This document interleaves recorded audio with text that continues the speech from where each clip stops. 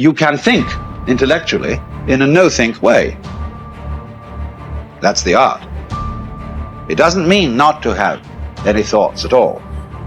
It means not to be fooled by thoughts, not to be hypnotized by the forms of speech and images that we have for the world, not to be hypnotized by them into thinking that that is the way the world really is.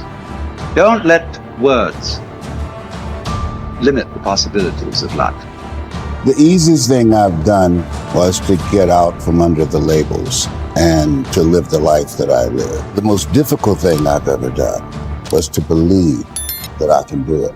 When you don't know what's impacting you, and it's something that's holding you down and you're not aware of it. You live in a dominant culture that is designed to destroy your sense of self and your belief in yourself, and you have to learn ways in which you can begin to connect with this power that you have within yourself to handle where you are. The key is to be constantly in a perpetual process of discovering the truth of who you are and fighting constantly to look for ways in which you can escape the inner conversation. Now it's the mental game. And that's where people get lost in life, get lost in that next level. You must get your fucking self out of the fucking sewer. No one's coming in the fucking sewer to get you. It's dark, it's nasty, there's rats down there. It's your brain. You are the only person that can pull yourself out. The easiest thing in the world to do is to complain. The easiest thing in the world to do is to be negative. It takes work to have a perspective that see things on the right side of the coin. You gotta fight for that. It takes work to show up every single day, and when things are not playing in our favor, to say, you know what, man, I'm gonna still show up and I'm gonna give everything I got to it because I value what I'm a part of. It takes work to have the right perspective. Turn off things that can contribute to your fear. Turn a deaf ear to people that all they can do is talk about how negative things are because they have bought into the consciousness of the world. Start attending workshops, seminars, listening to tapes on a daily basis to begin to recondition your mind, to retrain your thinking. Faith comes by hearing and hearing and hearing. Listen to things that can empower you, that can enable you to create a new reality for yourself and a new life for yourself. Develop the interior core where it doesn't matter if people call you crazy. One of the things limiting you from your income, your impact, a world-class life. You care too much about what people think about you. Everyone has an opinion. Why let the opinions of other people deny you from a life that will make history? If you are distressed by anything external, the pain is not due to the thing itself, but to your estimate of it. And this you have the power to revoke at any moment. To Epictetus, all external events are determined by fate and are thus beyond our control, but we can accept whatever happens calmly and dispassionately. Individuals, however, are responsible for their own actions, which they can examine and control through rigorous self-discipline. Suffering arises from trying to control what is uncontrollable or from neglecting what is within our power. As part of the universal city that is the universe, human beings have a duty of care to all fellow humans. The person who followed these precepts would achieve happiness. If you choose, you are free. If you choose, you need blame no man, accuse no man. All things will be at once according to your mind and according to the mind of God. Richard Wright said it best. He said, the impulse to dream has slowly been beaten out of me through the experiences of life. So when you live in a culture that is designed to destroy your sense of self, where you are marginalized, where you have a feeling of being hopeless and powerless, and you're terrorized. I remember going downtown with my mother, and I saw a water fountain. I think I was about 5 years old, and I ran and I drank from the water fountain. All of a sudden, she grabbed me by the neck and said, don't you ever do that again, and start punching me in the back of my head and my face, and got me down on the ground. Was punching me relentlessly. And I said, Mama, please, it's me, Mama, it's me, with this crazed look in her eyes. And then a white policeman came, and he had a a nightstick in his hand. He was hitting it in his left hand. He said, okay, all right. You beat that little nigger boy enough. Now, I won't have to beat him with this nightstick. He walked away laughing. And my mother broke down and started crying and saying, Leslie, I'm so sorry. I'm so sorry. I said, Mama, why'd you beat me like that? He said, these water fountains are for white only, son. And if that cop had hit me with his nightstick, he would have to kill me.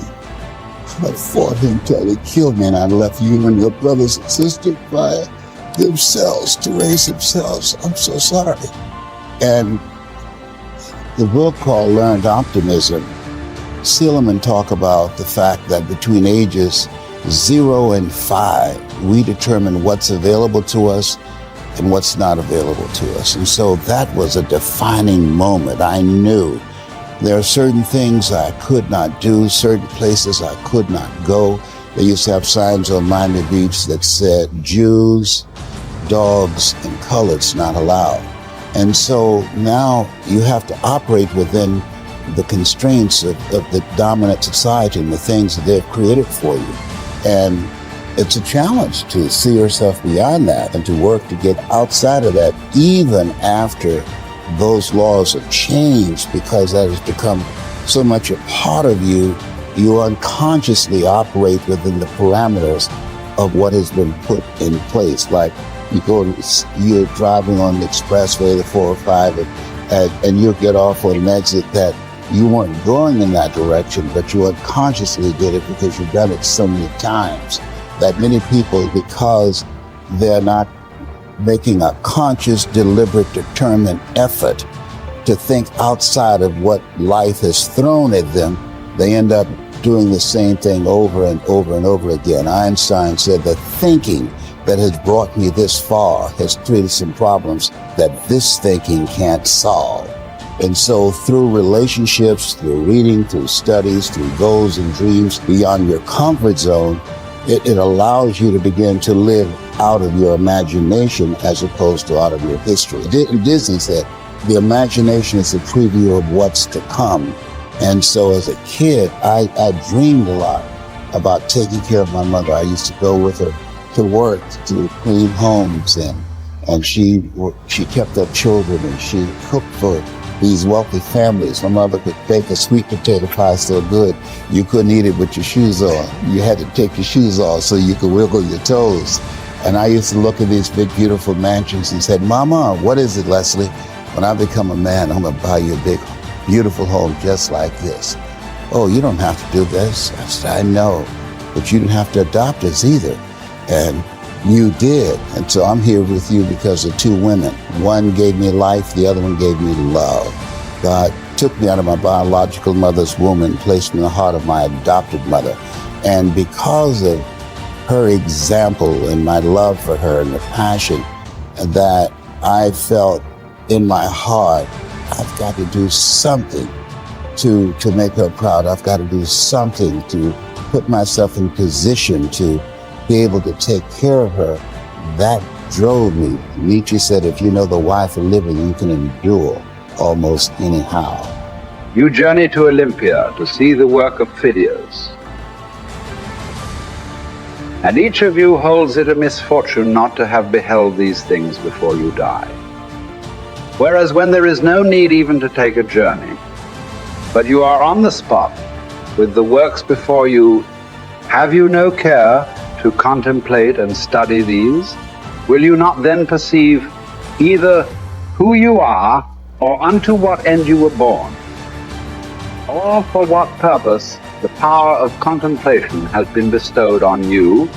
Well, but in life there are some things disagreeable and hard to bear. And are there none at Olympia? Are you not scorched by the heat? Are you not cramped for room? Have you not to bathe with discomfort? Are you not drenched when it rains? Have you not to endure the clamor and shouting and such annoyances as these? Well, I suppose you set all this over against the splendor of the spectacle and very patiently. What then? Have you not received greatness of heart, received courage, received fortitude? What care I? If I am great of heart, for aught that can come to pass? What shall cast me down or disturb me? What shall seem painful? Shall I not use the power to the end for which I received it, instead of moaning and wailing over what comes to pass? If I show you that you lack just what is most important and necessary to happiness, that hitherto your attention has been bestowed on everything rather than that which claims it most, and to crown all, that you know neither what God nor man is, neither what good or evil is, why, that you are ignorant of everything else, perhaps you may bear to be told. But to hear that you know nothing of yourself, how could you submit to that? How could you stand your ground and suffer that to be proved? Clearly not at all. You instantly turn away in wrath. Yet what harm have I done to you? Unless indeed the mirror harms the ill-favored man by showing him to himself just as he is. Unless the physician can be thought to insult his patient. Friend, do you suppose there is nothing wrong with you? While you have a fever, eat nothing today, and drink only water, yet no one says, what an insufferable insult. Whereas if you say to a man, your desires are inflamed, your instincts of rejection are weak and low, your aims are inconsistent, your impulses are not in harmony with nature, your opinions are rash and false, he forthwith goes away and complains that you have insulted him.